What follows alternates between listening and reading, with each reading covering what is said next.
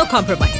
உங்க சைடுலயும் எங்க சைடுலயும். GT Holidays, South India's #1 travel brand. IBC Tamil நேயர்களுக்கு வணக்கம். 2026 சட்டசபை தேர்தல் பரபரப்பு ஒரு பக்கம் இருந்தாலும் அடுத்த ஆண்டு 2026 ஏப்ரலில் தமிழகத்தை சேர்ந்த 6 மாநிலங்களவை உறுப்பினருடைய பதவிக்காலம் வந்து முடிவுக்கு வருது.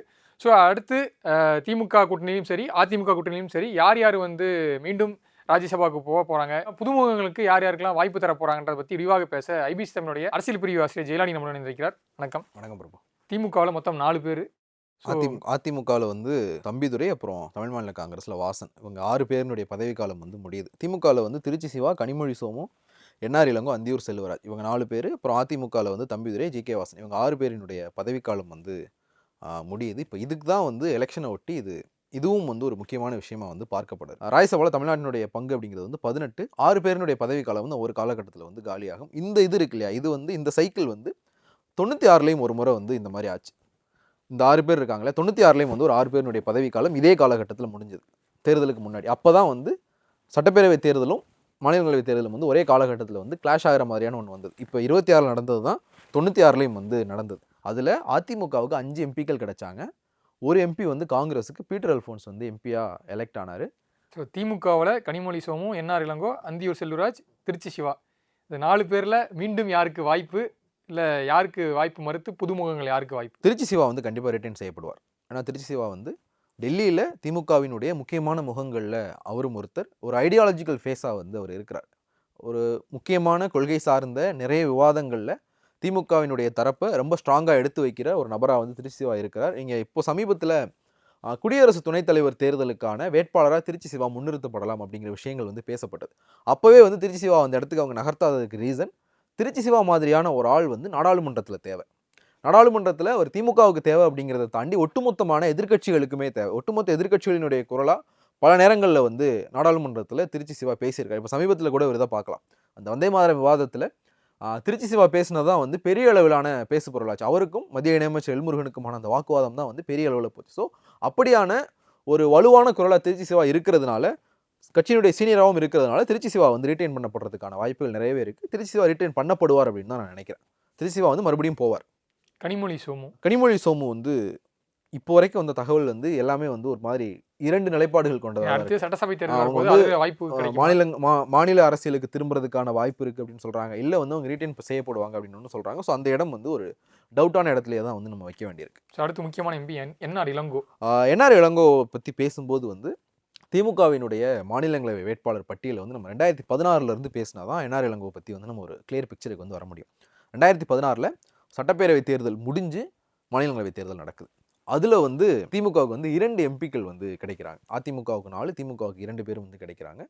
போனவங்களில் வந்து ஆர்எஸ் பாரதி, டி.கே. இளங்கோவன், இவங்க 2 பேரும் வந்து அனுப்புகிறாங்க. ஆர்எஸ் பாரதி சட்டத்துறை பின்புலம் கொண்டவர். அதற்கு பிறகு நீங்கள் பார்த்தீங்கன்னா 2019, 2020, 2022, 2025 இந்த 4 தேர்தல்கள்லையுமே 2016 சேர்த்தா 5, இந்த 5லையுமே திமுகவினுடைய மாநிலங்களவை வேட்பாளர் பட்டியலில் சட்டத்துறையை சேர்ந்த ஒருத்தர் வந்து இருந்தாங்க. சட்டத்துறையை சேர்ந்த ஒருத்தரை திமுக தொடர்ச்சியாக மாநிலங்களவைக்கு அனுப்பிச்சிக்கிட்டே இருக்கு. 2016 2014 ஆர்எஸ் பாரதி போனார், 2019 வில்சன் போனார், 2020 என்ஆர் இளங்கோ போனார், 2022 வந்து கிரிராஜன் போனார், திருப்பி 2025 வந்து இவங்க வில்சனை வந்து ரீட்டைன் பண்ணிட்டாங்க. ஸோ சட்டத்துறையை சார்ந்த ஒருத்தர் வந்து தொடர்ச்சியாக வந்து மாநிலங்களவைக்கு அனுப்பப்பட்டுக்கிட்டே இருக்கிறாங்க. திமுகவினுடைய சட்டத்துறை அப்படின்றது வந்து அவங்க நிறைய வழக்குகளை வந்து ஹேண்டில் பண்ணிகிட்டு இருக்கிறாங்க. எதிர்க்கட்சியாக இருந்தப்பவும் சரி, இப்போ ஆளுங்கட்சி ஆனதுக்கு பிறகும் சரி. எதிர்க்கட்சியாக இருக்கும்போது ஒரு செவிவெளி வந்த செய்தி தான், எதிர்க்கட்சியாக இருக்கும்போது திமுக தரப்பு ஒவ்வொரு மாதமும் வழக்குகளுக்கு மட்டுமே 2 கோடி ரூபாய்க்கு மேலே செலவழிச்சிக்கிட்டு இருக்காங்க. நீங்கள் ஆளுங்கட்சி எதிர்த்து போட்ட வழக்குகள், அதே மாதிரி பல வழக்குகள் வந்து இங்கே போடப்பட்டுக்கிட்டே இருந்தது. எடப்பாடி பழனிசாமி ஆட்சியில் திமுக வந்து மாதம் ஒரு தடவை ஏதாவது ஒரு வழக்கை எடுத்துகிட்டு சென்னை உயர்நீதிமன்றத்துக்கோ இல்லை உச்சநீதிமன்றத்துக்கோ வந்து போயிட்டே இருப்பாங்க. வழக்குகள் நடந்துக்கிட்டே இருந்தது. ஸோ வழக்குகளுக்கு வந்து இவங்க இவ்வளோ செலவு பண்ணிகிட்டே இருக்காங்கன்றதுனால சட்டத்துறையை சேர்ந்தவங்களுடைய பங்களிப்பு இதில் அதிகமாக இருந்தது. அவங்களுக்கான அங்கீகாரமும் ஓரளவில் வந்து கொடுக்கப்பட்டுக்கிட்டே வந்தது. ஸோ அப்படி பார்க்கும்போது என்ஆர் இளங்கோ வந்து சட்டத்துறையை சேர்ந்த ஒருத்தர். அவருக்கு இங்கே மறுபடியும் வாய்ப்பு வழங்கப்படுமா அப்படிங்கிற ஒரு கேள்வி இருக்குது. என்ஆர் இளங்கோ 2020 வந்து என்ஆர் இளங்கோவுக்கு சீட் கொடுக்கணுமா அப்படிங்கிற ஒரு பேச்சு வந்தப்போ அவர் வந்து மக்களவைத் தேர்தலில் போட்டியிட்டார். 2014 வந்து மக்களவைத் தேர்தலில் அரக்கோணம் தொகுதியில் போட்டியிட்டார். அப்போ வந்து ஸ்டாலின் வந்து அவருடைய தலைமையில் நடத்தின ஒரு பெரிய தேர்தல் அது தோல்வியை சந்திச்சிருந்தது. ஸோ என்ஆர் இளங்கோவுக்கு வாய்ப்பு கொடுக்கணும் அப்படின்னு வந்தப்போ என்ஆர் இளங்கோவுக்கு வந்து நம்ம சட்டப்பேரவை தேர்தலில் வாய்ப்பு கொடுக்கலாம் அப்படிங்கும்போது இல்லைன்னு சொல்லிட்டு திமுக தலைவர் ஸ்டாலினே வந்து ஒரு இதில் வந்து என்ஆர் இளங்கோவுக்கான அந்த வாய்ப்பு வந்து கொடுத்திருந்தார். ஆனா இப்போ வந்து என்ஆர் இளங்கோ மறுபடியும் மாநில அரசியலுக்கு வர்றாரு அப்படிங்கிற ஒரு தகவல் வந்திருக்கு. நீங்க திமுகவினுடைய இந்த பூத் கமிட்டி கூட்டங்கள்லாம் பார்த்தீங்கன்னா தெரியும். அது எஸ்ஏஆர் ரிலேட்டடா இருக்கட்டும், இல்ல பூத் கமிட்டிக்கான அந்த பேசிக் கூட்டங்கள்லாம் பார்த்தீங்கன்னா, என்ஆர் இளங்கோவுக்கு வந்து அங்க ஒரு முக்கியமான இடம் வந்து இருந்துகிட்டே இருக்கும். அவர்தான் வந்து பூத் ஏஜென்ட்ஸ் BLA2 வந்து எப்படி ஒர்க் பண்ணணும் அப்படின்றதுக்கான அந்த பிரசன்டேஷனை வந்து என்ஆர் இளங்கோ தான் கொடுப்பார். ஸோ அவர் வந்து மாநில அரசியலுக்கு கொண்டு வர்றதுக்கான ஒரு வாய்ப்பு இருக்கு.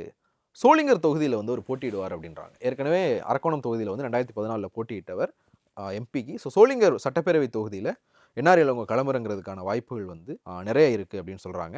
என்ஆர் இளங்கோவுக்கு மாற்றா யாரு? என்ஆர் இளங்கோவுக்கு மாற்று அப்படின்றத விட வந்து ஒரு 2025 இவருடைய பேர் வந்து அடிபட்டது. வில்சனை ரிட்டைன் பண்ணனால வந்து இவருக்கான வாய்ப்பு வந்து கொடுக்கப்படலை. வில்சன் ரிட்டைன் பண்ணதுக்கான காரணம் சிறுபான்மையினர் வாக்குகள் வந்து விஜய் பக்கம் திரும்புதோ அப்படிங்கிற ஒரு பயம்னு கூட சொல்லலாம். அது வந்து திமுகவுக்கு இருந்தது. அதனால தான் பார்த்தீங்கன்னா வில்சன் ரிட்டைன் பண்ணப்பட்டிருந்தார். அப்துல்லாவினுடைய இடத்துல வந்து இவங்க சல்மாவை அனுப்பியிருந்தாங்க. ஒரு கிறிஸ்டியன் ஒரு முஸ்லீமுக்கான வாய்ப்பு வந்து கடந்த லிஸ்ட்டில் வந்து கொடுக்கப்பட்டிருந்தது. ஸோ அப்படி பார்க்கும்போது அந்த முறை வந்து திமுகவினுடைய வழக்கறிஞர் அணியில் இருக்கிற சரவணன் வந்து அவர் வாய்ப்பு கேட்டிருந்தார். திமுக தலைமையிட்டே வந்து எனக்கு MP பதவிக்கான வாய்ப்பு வேணும்னு கேட்டிருந்தார். ஸோ வில்சனுக்கு கொடுக்கணும் அப்படின்றதுனால தான் வந்து இவர் கொடுக்கப்படாமல் இருந்தது. ஸோ இந்த முறை வந்து மறுபடியும் வந்து அவர் அதை கேட்கறதுக்கான வாய்ப்புகள் இருக்குது. அது இன்னொரு விஷயம் என்ன அப்படின்னா, அதில் ஆடானா சேர்க்க வேண்டியது, இப்போ 2025 ஜூனில் முடிஞ்ச அந்த மாநிலங்களவை தேர்தலில் வந்து அதிமுக இன்பதுரைக்கு வந்து வாய்ப்பு கொடுத்துருக்காங்க. அவரும் வந்து ஒரு சட்டத்துறை பின்புலம் கொண்ட ஒரு ஆள் அப்படிங்கிறத தாண்டி இன்பதுரையும் சரவணனும் வந்து ஒரே சமூகத்தை சேர்ந்தவங்க. ஸோ அந்த கணக்கில் வந்து சரவணனுக்கு வந்து வாய்ப்பு கொடுக்கறதுக்கான சான்சஸ் இருக்குது. சரவணன் வந்து வேட்பாளர் ஆகிறதுக்கான வாய்ப்புகள் வந்து இருக்குது என்ஆர் இளங்கோ இடத்துல. அடுத்து அந்தியூர் செல்வராஜ் வந்து திமுகவினுடைய துணை பொதுச் செயலாளர்களில் ஒருத்தர். திமுகவினுடைய துணை பொதுச் செயலாளர்களில் ஒருத்தர் பட்டியல் சமூகத்தை சேர்ந்தவராக இருக்கணும் அப்படிங்கிறது வந்து திமுகவினுடைய உட்கட்சி விதி. அதை வந்து ஃபுல்ஃபில் பண்ணுறவர் அந்தியூர் செல்வராஜ். ஆராசா வந்து ஜென்ரல் இதில் தான் வந்தார். அந்தியூர் செல்வராஜ் தான் வந்து அந்த இடத்துல இருக்கிறவர். அந்தியூர் செல்வராஜ் வந்து ரீட்டைன் செய்யப்படுவார். அவர் வந்து ஒரு மூத்த அரசியல்வாதி. 96 காலகட்டத்தில் வந்து அமைச்சராக இருந்தவர். அவருக்கு வந்து மறுபடியும் வாய்ப்பு வழங்கப்படுமா, இல்லை இளைஞர்களுக்கான வாய்ப்பு வழங்கப்படுமா அப்படிங்கிற ஒரு கேள்வி வந்து இருக்குது. கண்டிப்பாக வந்து அருந்ததியினர் சமூகத்தை சேர்ந்த ஒருத்தருக்கு தான் வந்து திமுக வாய்ப்பு கொடுக்கறதுக்கு சான்ஸ் இருக்குது. ஸோ அதன் அடிப்படையில் பார்த்தா புதுமுகங்கள் இருக்கிறாங்க. நீங்கள் கொங்கு மண்டலத்தை திமுக வந்து ஒரு கன்சர்னோட தான் பார்த்துக்கிட்டு இருக்கிறாங்க. ஸோ அந்த அடிப்படையில் பார்க்கும்போது அருந்ததியினர் சமூகத்தை சேர்ந்தவங்களையே 2 பேரினுடைய பெயர் வந்து அடிபடுது. ஒன்று வந்து சேலம் முன்னாள் மேயர் ரேகா பிரியதர்ஷினி. அதே மாதிரி வந்து 2019 இறுதியில் ஒரு ஊரக உள்ளாட்சி தேர்தல் நடந்தது இல்லையா, அதில் வந்து ரியான் ஒருத்தங்க ஒன்றிய கவுன்சிலராக வெற்றி பெற்று அவங்களும் வந்து அருந்ததியினர் சமூகத்தை சேர்ந்தவங்க. அவங்க வந்து ஒரு திருநங்கையும் கூட. ரேகா பிரியதர்ஷினி இல்லைனா ரியா, இவங்க 2 பேர்த்தில் ஒருத்தருக்கு வந்து அந்தியூர் செல்வராஜினுடைய இடத்துல வந்து வாய்ப்பு வழங்கப்படலாம். ஏன்னா ஒருவேளை வந்து கனிமொழி சோமு ரீட்டைன் செய்யப்படலை அப்படின்னா ஒரு பெண்ணின்ற அடிப்படையில் அந்த 2ஐயுமே வந்து ஃபுல்ஃபில் பண்ணுற மாதிரியான ஒரு இடம் வந்து அந்தியூர் செல்வராஜ் இடத்துல ரேகா பிரியதர்ஷினிக்கோ ரியாவுக்கோ வந்து வாய்ப்பு வழங்கப்படும் அப்படிங்கிற ஒரு தகவல் வந்து இருக்குது. அதே மாதிரி இதில் வந்து 3 இடங்கள் தான் வந்து நம்ம சொல்லியிருக்கிறோம். ஒரு இடத்த வந்து திமுக கூட்டணியில் யாருக்காவது வேணால் கொடுக்கலாம். திமுக எம்பிக்கள் இப்போ 4 பேர் இருக்கிறாங்க. 3 பேருக்கு நம்ம சொல்லியிருக்கோம். திருச்சி சிவா, என்ஆர் இளங்கோ இடம், அந்தியூர் செல்வராஜ். இந்த 3 பேர் இடத்துக்கான ரீப்ளேஸ்மெண்ட் வந்து நம்ம சொல்லியிருக்கிறோம். ஒரு இடம் வந்து அவங்க கூட்டணி கொடுக்கப்படுறதுக்கான வாய்ப்புகளுமே இருக்கலாம்.